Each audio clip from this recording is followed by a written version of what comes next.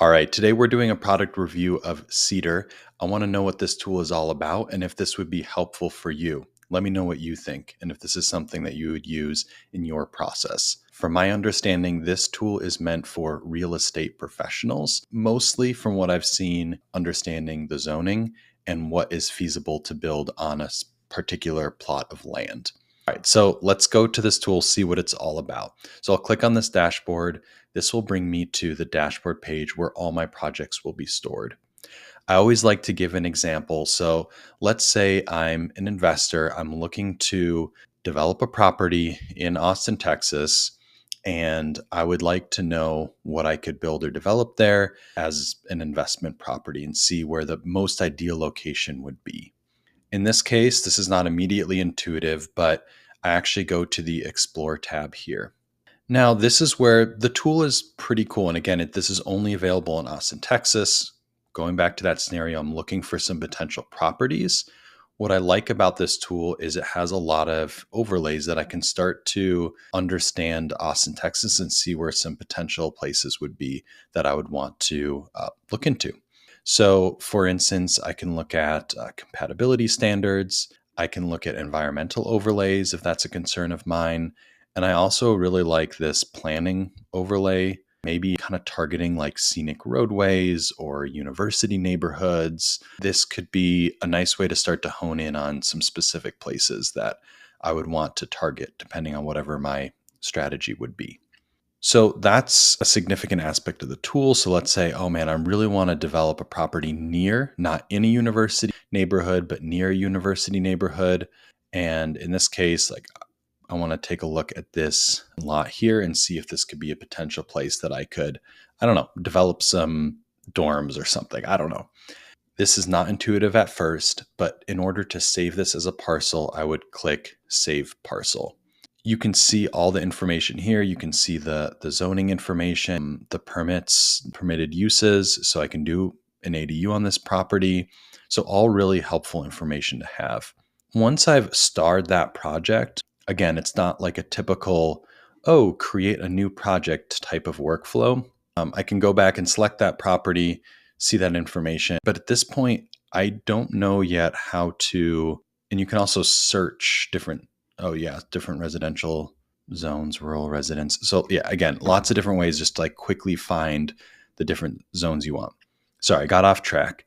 Then they have this, again, I think this is partially because this project's been around for 11 months.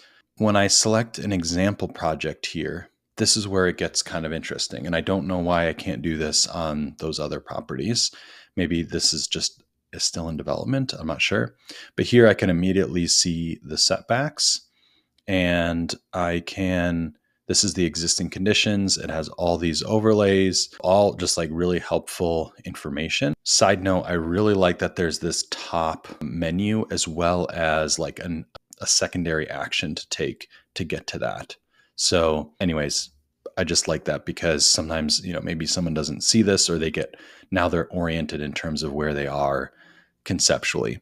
Then you land on this scenario 1, scenario 2, scenario 3. You get to see 3 different housing types. So single family condo, attached, duplex, triplex, and all the information based off of that.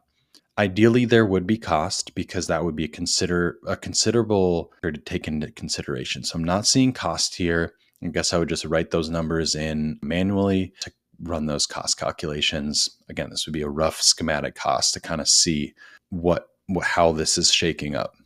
So an integration of some kind of cost feature would be great. Ideally for cost, it would be something that I could customize because I might have my own numbers that I'm running in here. That's just kind of my thought on that. All right, so my initial reaction to this tool is the primary advantage of using a platform like this is it integrates multiple tools and tasks and integrates that into one platform. That's the primary advantage. But there's still some critical missing functionality to make that an integrated platform that is, ultimately useful to me in my process of developing a property in this plot, for instance. One of those functionality would be nice to have some of what the layouts would actually look like. So I know that this is a solution that could be built in this property. I really like this 2D view, but even just having some basic floor plans that could fit in this view would be just helpful to know that, okay, I can fit this project in this parcel, for instance. There are a couple usability things that would be great to refine in this in this platform. One is this idea of the different environments that you go through. So, first of all, when I go to a sample project, I'm going to this new environment, and I don't know how to get to this environment unless I've clicked on a sample project. Once I go into this environment, there is this hamburger. There, you lose that main navigation to the left, and so I would really like to see that main left navigation persist, so I always know how to get back to ground zero. So for instance, when I go to dashboard, there is no hamburger. When I go to explore, there is no hamburger.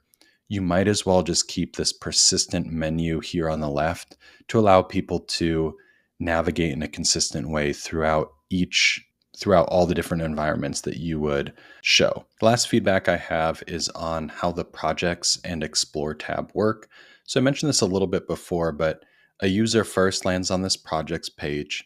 There's not an explicit action for a user to take. In addition to that, when I go to this explore tab, I'm going to explore. When I find a parcel that I want to develop, there's not a clear action to take. This star is really, I would not see this first.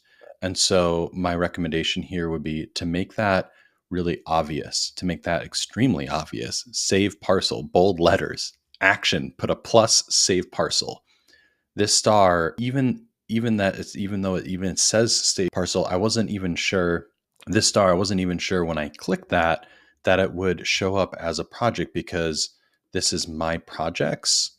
And then the terminology here when I click on a parcel is save parcel. So one is my projects, one is save a parcel. So do I have a project that has multiple parcels in it? It's not entirely clear based on the differences in the terminology that is used. So the recommendation here is make those actions extremely clear to users. Are they creating a project? Are they saving a parcel? Having a star here is not a clear way to communicate that adds it to a specific project or that creates a new project. If that does indeed create a new project, just do plus create a new project. Then you know, okay, I'm creating a new project. The last thing here is when I do click on this, again, it's going into this environment of the 3D map.